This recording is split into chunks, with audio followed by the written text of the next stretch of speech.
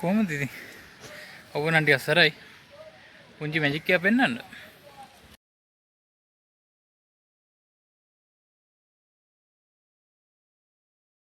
අයිබෝන් හැමෝටම සුබම සුබ අනාගතයක් හැමෝගෙම හීන ඉෂ්ට වෙන්න කියලා ආදරෙන් සාදරෙන් ගෞරවයෙන් මතක් කර සිටිනවා. ඉතින් අද වෙනස් විදිය පොඩි වීඩියෝ එකක් අපි අලුත් තැනකට ඇවිල්ලා ඉන්නේ. අපි ඇවිල්ලා ඉන්නවා ආනමඩුවට. ආනමඩුව පුත්තලම හලාවත මේ ළඟ කිට්ටුවට අපි ඇවිල්ලා ඉන්නවා. ඒ කියන්නේ අපි ලොකේෂන් එක පොඩ්ඩක් වෙනස් කරා. නුවරක් තියෙනවා. අපි නුවරින් ඉඳන් තමයි කලින් ලංකාවේ හැමතැනම ගියේ. ලංකාවේ හැමතැනටම ගිහිල්ලා ඒ බාරගත වැඩටි කරලා දුන්නේ. ඉතින් නුවර ලොකේෂන් එකක් තියෙනවා. ඉතින් ඊට පස්සේ අපි දැන් ඇවිල්ලා ඉන්නවා ආනමඩුවට. ඉතින් ආනමඩුවට ඇවිල්ලා අපි වැඩ ටික කරගන්න අදහස් කරගෙන ඉන්නවා. ඉතින් අපිට හම්බෙච්ච පළවෙනි වැඩේ. ඉතින් මේ මහත්තයාට විශේෂයෙන් ස්තුතිවන්ත වෙනවා. කුවේට් රටේ ඉඳන් තමයි මේ මහත්තයා කතා කරලා අපිට මේ වැඩේ බාර දුන්නේ. කොහොම හරි මෙතන පුංචි අත්වැරද්දක් වෙලා තියෙනවා. ඉතින් අපි ඒ ටික හදලා දෙන්න තමයි ඉස්සෙල්ලාම ආනමඩුවට ඇවිල්ලා බාරගත්ත පළවෙනි වැඩේ. අපි මේ විදිහට ඇවිල්ලා ඉන්නේ පුත්තලමට.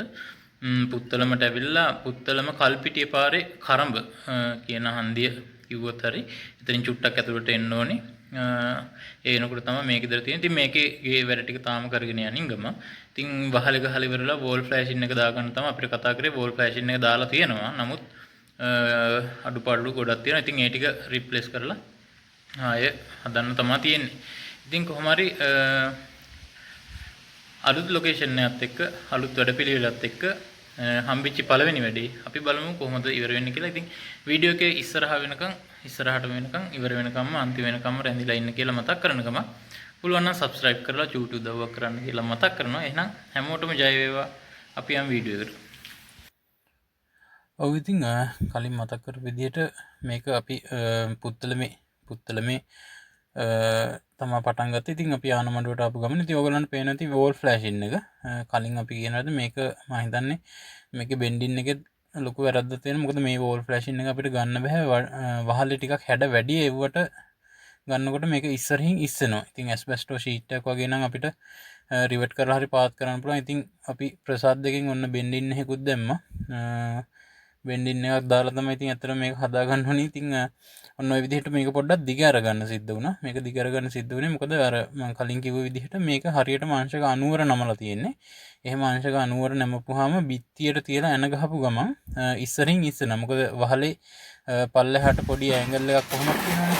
ඒ නිසා ඒක තමයි ඒ විදිහට හදාගන්න සිද්ධ වුණේ. ඉතින් මේක කලින් පිටිසක් වහලේ ගහපුම කට්ටිය වෝල් ෆ්ලෑෂින් ටික දාලා තියෙනවා. ඉතින් ඕගොල්ලන්ට පේනවා ඇති මොකක්ද වෙලා තියෙන වැරදි. මේ වගේ වැරදි කියන්නේ සම්පූර්ණ කාලය මුදල් ඒ සියලුම දේවල් නාස්ති වෙන වැඩේ. ඉතින් මේ ගණන් දෙයක් කරන වැඩේ පොඩ්ඩක් හැමදාම කියනවා වගේ හොඳට හිතලා බලලා හොයලා බලලා කරන්න. මොකද මේ වගේ වැඩ සවුත් වුණාට පස්සේ විශ්වාසයෙන් වෙන කෙනෙක්ටවත් ආයෙ වැඩක් බාර දෙන්න ගෙවල් වල අයිතිකාර කට්ටිය අපේ පාරිභෝගිකයෝ අකමැති වෙනවා. ඒගොල්ලන්ට පේනවා ඇති වෝල් ෆ්ලෑෂින් එක කොහොමද මේ ගහලා තියෙන්නේ. ඉතින් මේක අපි සම්පූර්ණ ගලවලා හැදුවා. ඒ වගේ මතක් කරන්න මේක කතුරු වලින් කපන්න පුළුවන්. ග්‍රයින්ඩර් පාවිච්චි කරලා තමයි සම්පූර්ණ කපලා තියෙන්නේ. මේක කාලයක් යනකොට අනිවාර්යෙන් මලකඩ එනවා.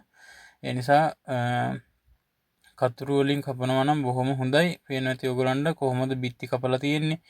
වෝල් ෆ්ලෑෂින් කපලා තියෙන්නේ කොහොමද. ඔක්කොම ග්‍රයින්ඩර් කට් ගහලා තියෙන්නේ. ඒ වගේ මෙතන කොලර් එකක් නැමෙන්න ඕනේ. මෙතන කොලර් එකක් නැමෙන්න ඕනේ. ඒ කොලර් එක නැමිලා ඒකට උඩින් තමයි මේ උඩින් එන වෝල් ෆ්ලෑෂින් එක එන්නේ. එතකොට එතන ගම් දාපුවම ඇතුළට වතුර යන්නේ නැහැ. ඉතින් ඒවා ලොකුම වැරදි. ඊළඟට ඕගොල්ලන්ට පේන ඇති මේ ග්‍රයින්ඩර් කට් එක බිත්තිය කපලා තියෙන හැටි. මේ විදිහට කපපුවම සම්පූර්ණ ඇතුළට වතුර ලීක් වෙනවා. ඉතින් මේ වගේ වැඩ කරන එක නම් එච්චර හොඳ නැහැ. ඉතින් ඕගොල්ලන්ට මෙතන උඩ පේනවා ඇති කොහොමද ඇවිල්ලා තියෙන්නේ කියලා. උඩ එකත් ඒ කෙලින් කෑලි ටික ලේසි කෑලි ටික ගහලා තියෙන. ඉතින් මෙහෙම ගහලා තේරුමක් නැහැ. මොකද ඒක උඩ එක පෙරවිලා එන විදිහට ගන්න ඕනේ වෝල් ෆ්ලෑෂින් එකක් කරනකොට. එතකොට මේ තියෙන ඊළඟ මුදුන මේකෙත් අර විදිහට කොලර් එකක් නමලා මොකුත් නැහැ. නිකන් බිත්තියට තියලා තියෙන්නේ. මෙතන කෙලින් 90ට කපලා එහෙම මොකුත් නැහැ. මේ තැන් වලින් අනිවාර්යෙන් වතුර මේ පල්ලෙහාට එනවා. ඉතින් මෙහෙම ගැහුවයි කියලා තේරුමක් නැහැ. මොකද අපි වැඩක් කරනකොට අනිවාර්යෙන් ඒ වැඩේ 100% ෆිනිෂන් ඒ වැඩේ කරන්න හිතන ඒ අදහස සම්පූර්ණ ඉෂ්ට වෙන විදිහට වැඩේ කරන්න ඕනේ. මේ පේන ඇති ඕගොල්ලන්ට මේ තැන් එහෙම මේ බදාම නිකන් උඩින් පුරවලා තියෙන්නේ. මෙතන ලොකු කටක් තියෙනවා. ඒකල බදාම් පුරවපුවහම කොහොමද වැඩන්නේ රිච් කවර් වලට වෙන දේ මම කලින් පැහැදිලි කරලා තියෙනවා වීඩියෝ වල. ඉතින් ඒ වගේ මේ බදාම් වලට වතුර උණපුවාම ඒව ඇතුළේ වතුර යනවා. ඉතින් ඒ වගේ වැඩ නම් කොහොමත් කරන්න එපා. ඒ වගේම මේකේ උළුත් වලත් පොඩි ප්‍රශ්නයක් තියෙනවා. ඒක මම වැඩි විස්තර කරන්න යන්නේ.